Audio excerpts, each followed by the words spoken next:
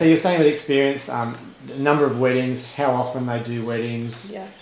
and how long they've been a florist for. Yes. And I think you were mentioning to me at another stage when I was talking to you about how often you go to the markets. It's not necessarily the day before the wedding to get the flowers. No.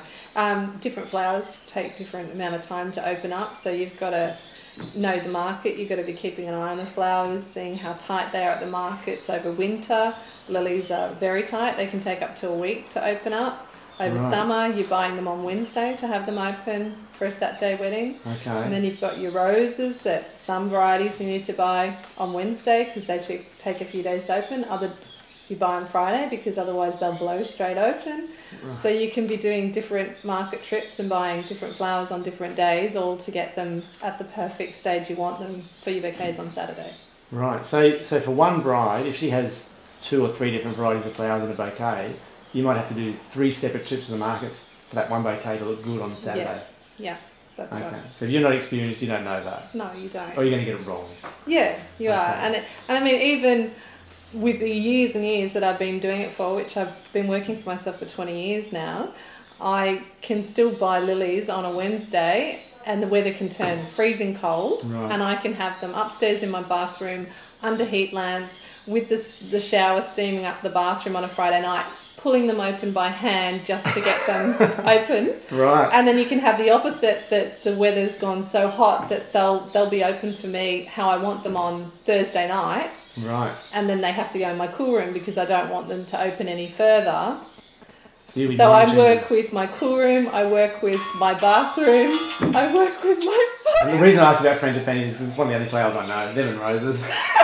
That's right. So I don't actually photograph that many of them, but I do know that the girls do have them, are so like they're fanatical about them. So the ones I have to say, I've had lots of grooms coming with the brides lately. Oh, okay. Which has been really cool because it used to be pretty much a girl's domain. The guys wouldn't come near it, but I've had some grooms just in the last 12 months that have been really into it, and they've been... Do you want to name names? We'll put them on the video.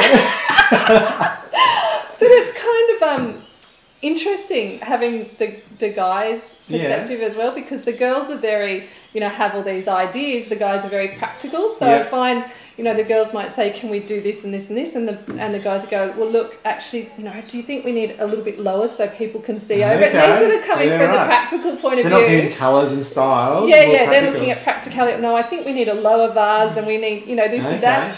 And it's been quite good because they'll sort of pick things that, choose off on her pretty tangent, and then they'll come down to the practical, and when you combine the two, works really well together, because I have to be practical as well, and I have my little, either has to be under 30 centimetres or over 60 centimetres when you're doing table decorations. That's my So that's a whole different that's a whole different sort of side of things, isn't it? So you do centerpieces, so you do your bouquets for the bridal party, and the buttonhole flowers, and then all the reception and possibly ceremony stuff. Okay. Yeah. So the ceremony flowers, they usually go from the ceremony to the reception, don't they? Depends what they're having. If they're just pew flowers or something like that, they normally just. So you have something big on the altar. But if you have something big, normally they'll take it. Okay. Or unless the church requires that you leave it there. Depends on church rules. Yeah. I think I had to do it at my wedding. Yes. So we went halves with the couple getting married before us or after us.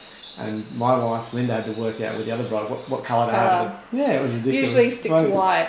Yes. White goes with everybody if you're going halves. But a lot of churches, you pay your money to get married there, and then you have to leave your flowers there, and then Okay.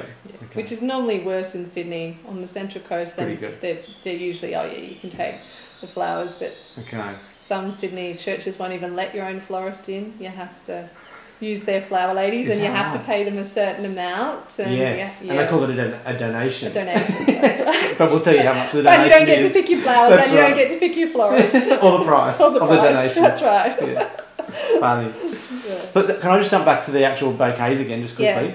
So when, obviously, they're going to be asking about price. Yes. So how does the price just go on the rarity of the flower or the size of the bouquet? The size of the bouquet, and I've sort of, with my pricing, most flowers are sort of $20 to $30 a bunch. That's pretty standard. Yeah. And most bridesmaids will use 3 bunches of flowers. Most brides will use 4. Okay. If you want a smaller size, it's 2 for bridesmaids, 3 for bride. Okay. And that can start looking a little bit too small, just having 2 bunches of flowers. Yeah. But then if you go larger, you're like 4 for the bridesmaid, 5 for the bride, and that can be... So usually that 3-4 combination is pretty much what 97% of my brides always go with size-wise. Okay. So on my price guide, I price to the 3-4. I also have a smaller price and a larger price, but I say for budgeting, budget to the 3-4. Okay. And then that's pretty much safe. Spot on all the time. Okay. Yeah.